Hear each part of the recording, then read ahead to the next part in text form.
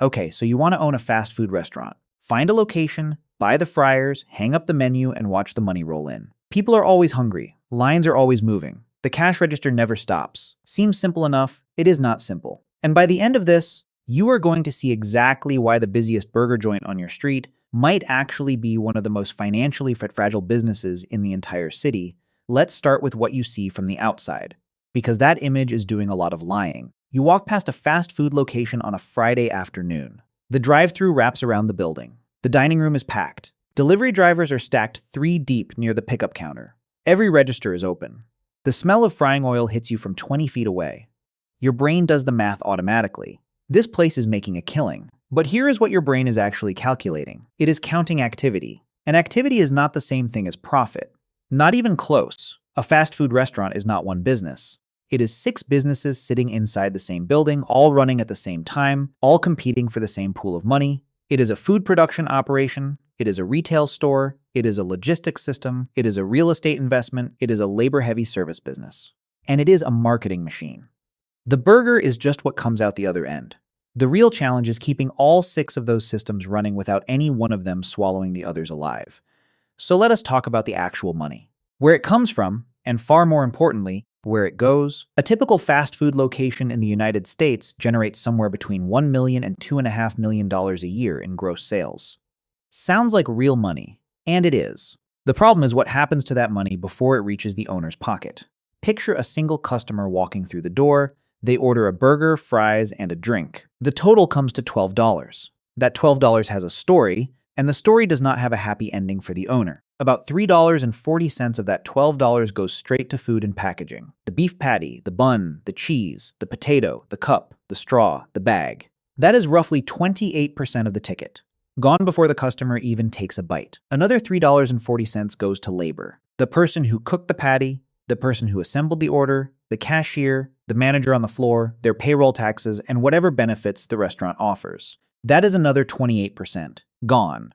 So already, on a $12 sale, $6.80 has disappeared, and the customer is still standing at the counter. But we are just getting started. About 96 cents goes to rent and the costs attached to the building. Not just base rent, but property taxes, maintenance fees, and building insurance. That is another 8%. 60 cents goes to utilities and operational overhead. Electricity to run the fryers, the freezers, the lights, the ventilation system, and the point-of-sale software. Another 5%. If this is a franchise, and most fast food restaurants in America are, there are royalty fees and marketing contributions sent back to the parent company every single month. On a franchise like McDonald's, that is roughly 9% of gross sales, which on our $12 ticket is about $1.08. Gone. Whether the month was good or terrible, that payment is due. Credit card processing fees take another 36 cents.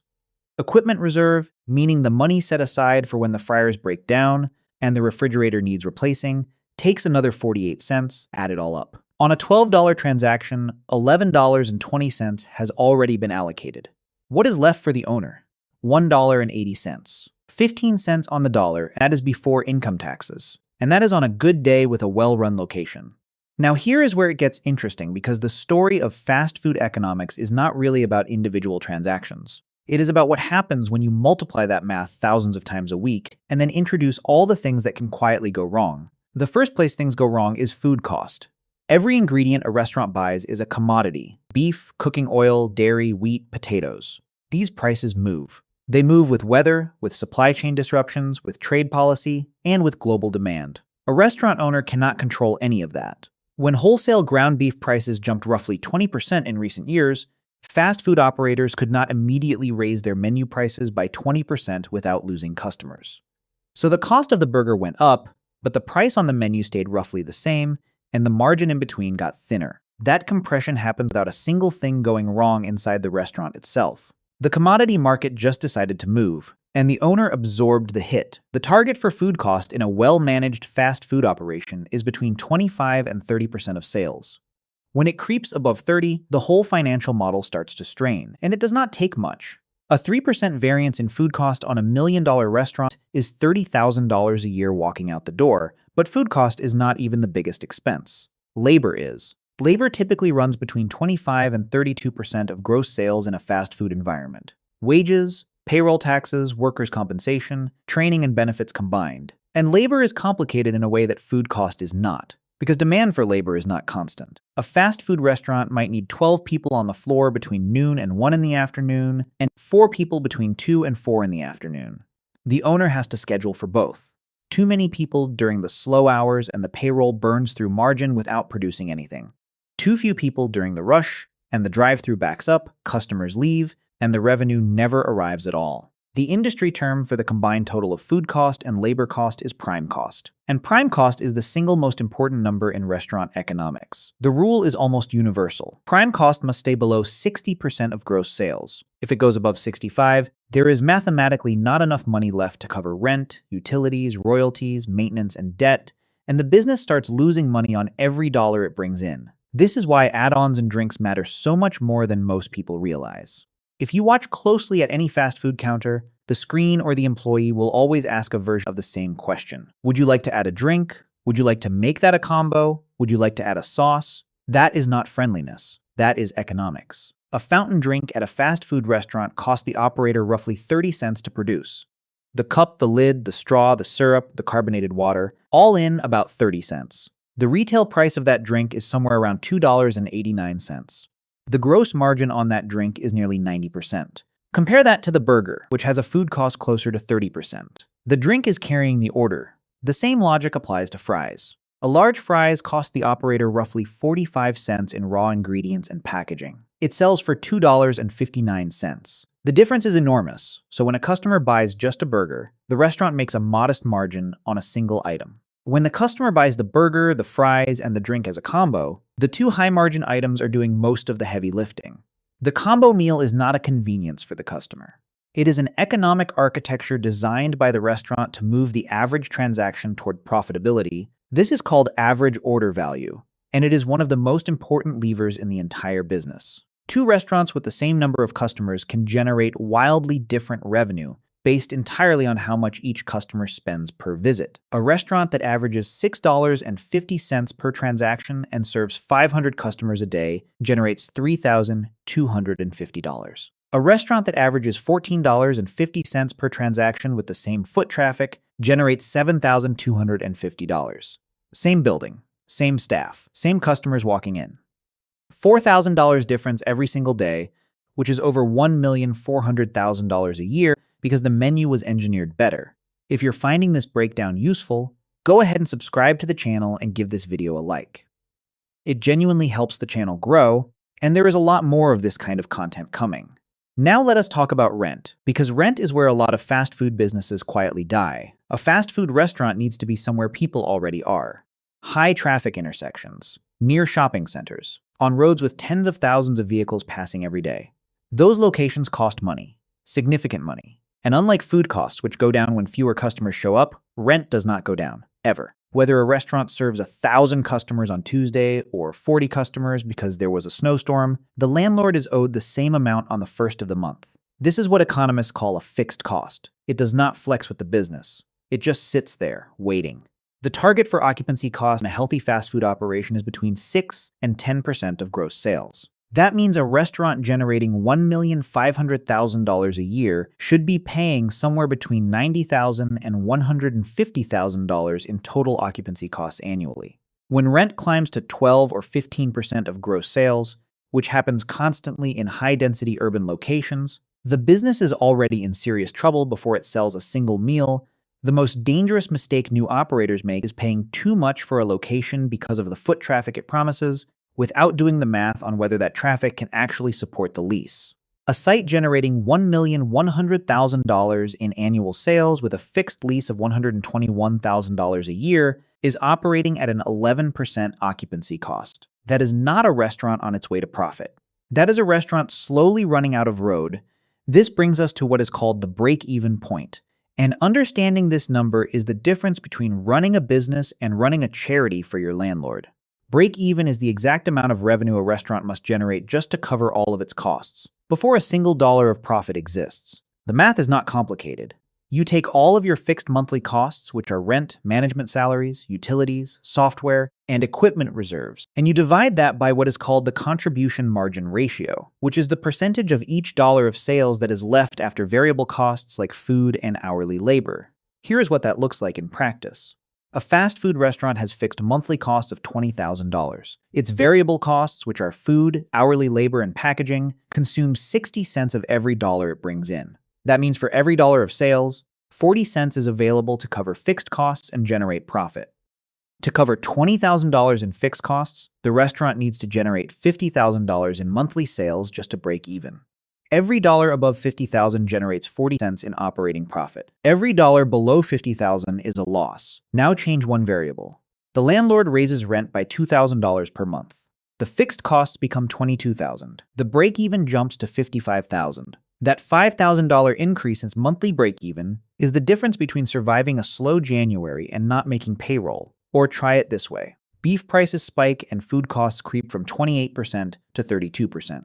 Variable costs now consume 64 cents of every dollar. The contribution margin drops from 40 cents to 36 cents. The break-even on the same $20,000 fixed costs rises to $55,555. The restaurant now needs an additional $5,555 a month just to stay at zero profit, without anything else changing at all. This is why experienced operators watch their numbers weekly, not monthly, not quarterly, weekly. By the time a monthly financial statement tells you food cost crept up in February, you have already lost 4 weeks of margin that cannot be recovered. Now let us talk about delivery, because delivery changed everything, and not entirely in the ways people assume. Third-party delivery apps, the kind where you order from your phone and a driver brings the food to your door, have opened up an enormous new revenue stream for fast food restaurants. A customer who would never leave their house for a $9 burger will absolutely order one at midnight if someone brings it to them. But delivery has a cost that is almost brutal in how it compresses margins. The major delivery platforms charge restaurants commissions ranging from 15 to 30% of every order. On a $30 delivery order at a 30% commission rate, the platform takes $9 before the restaurant sees a cent. Then there is the specialty packaging required for delivery, tamper-evident bags, insulated containers. Add another $1.50.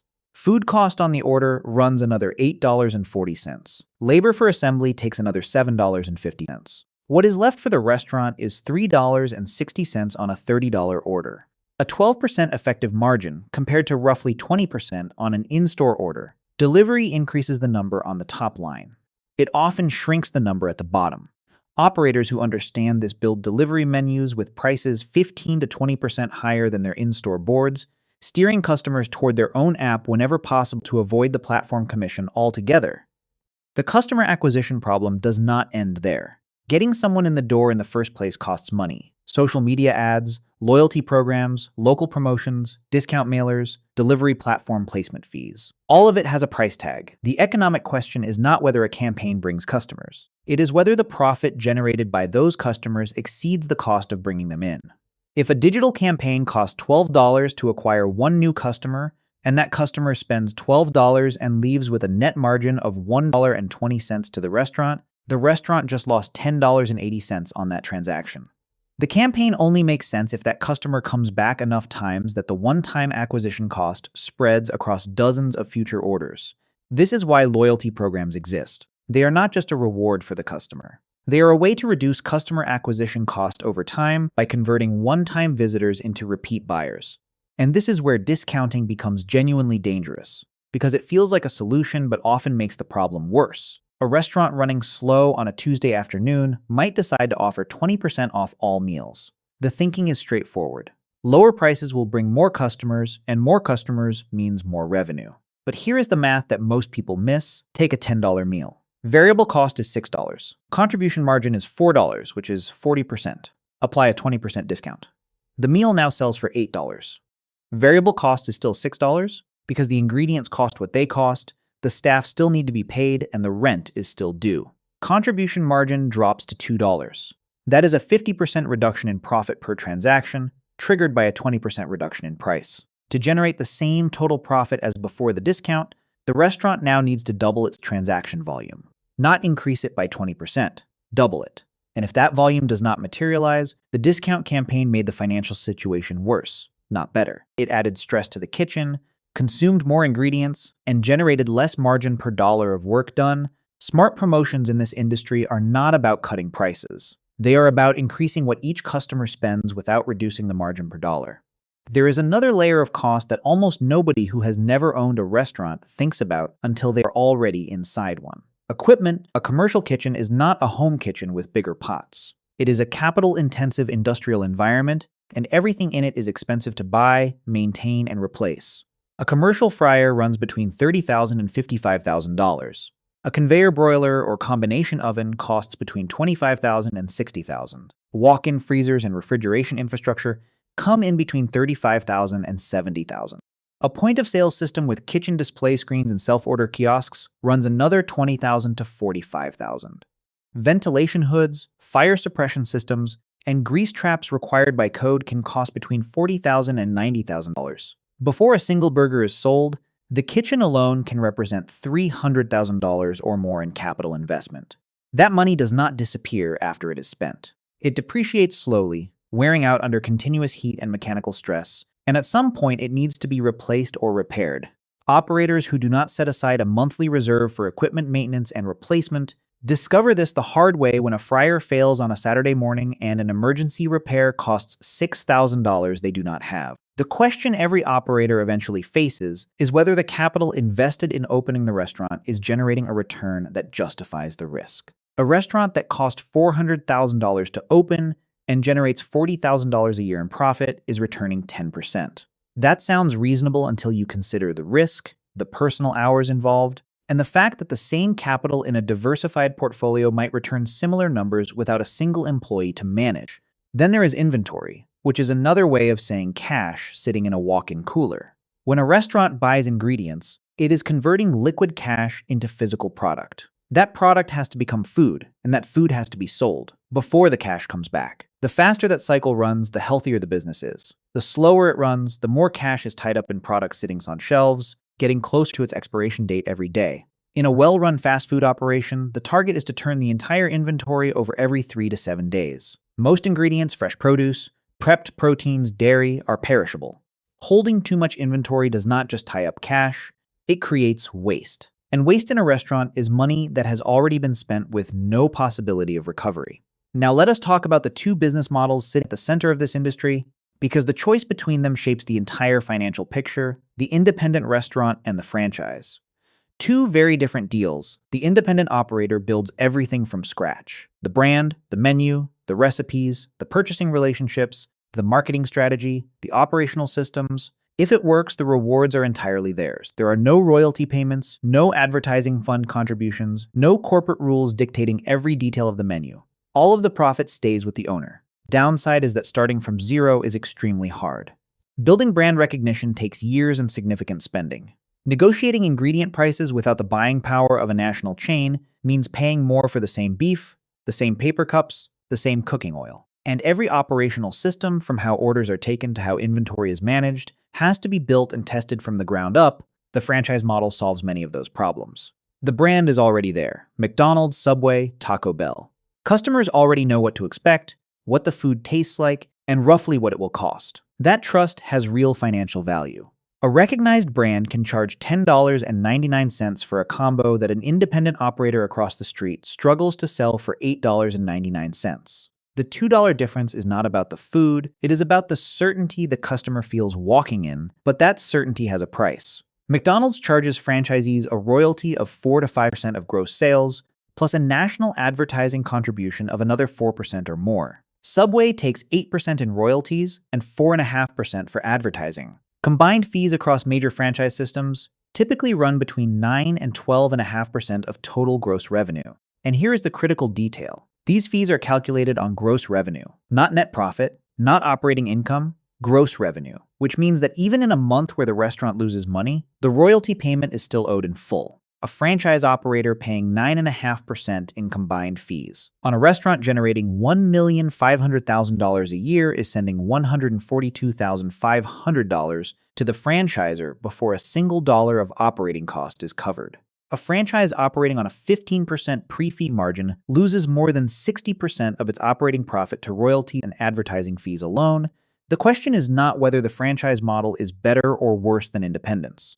The question is what you are getting for what you are paying. National brand recognition, proven operational systems, Pre-negotiated supply chain pricing and marketing infrastructure are real advantages with real financial value. Whether the value exceeds the cost depends entirely on the specific location, the specific franchise, and the specific operator.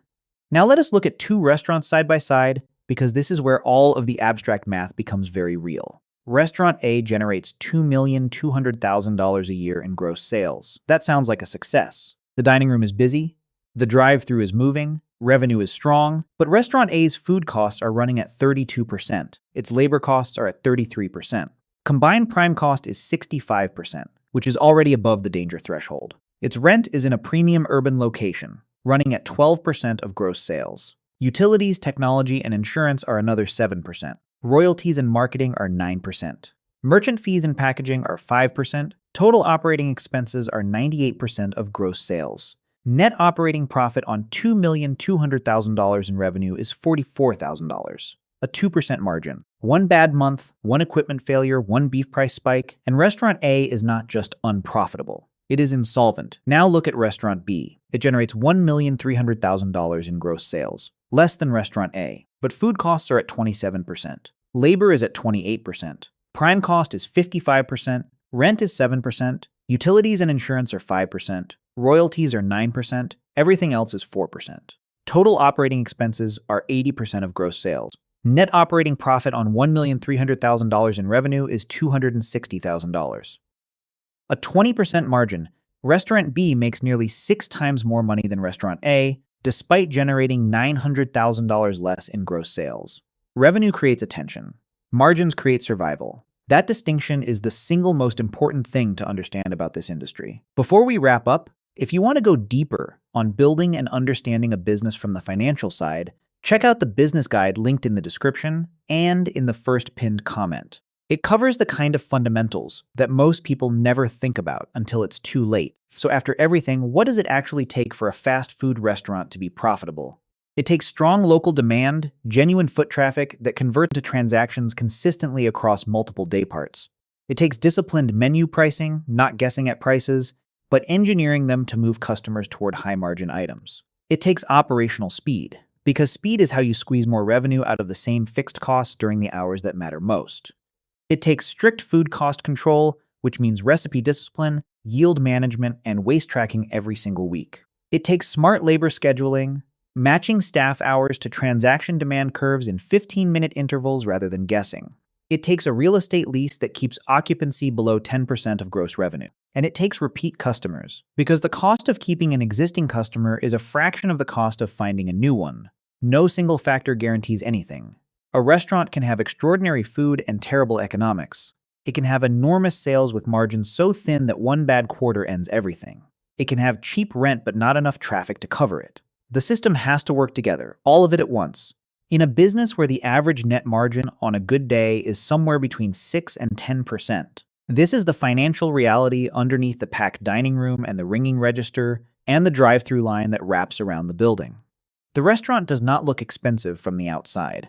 From the inside, it barely has room to breathe. The next time you walk past one of those locations, and the activity makes it look like a machine printing money, remember what you now know. The $12 at the counter becomes $1.80 after all 6 systems have taken their share. The busiest restaurant on the street is not necessarily the most profitable one. The profitable one is the one where the owner is watching the numbers instead of the customers.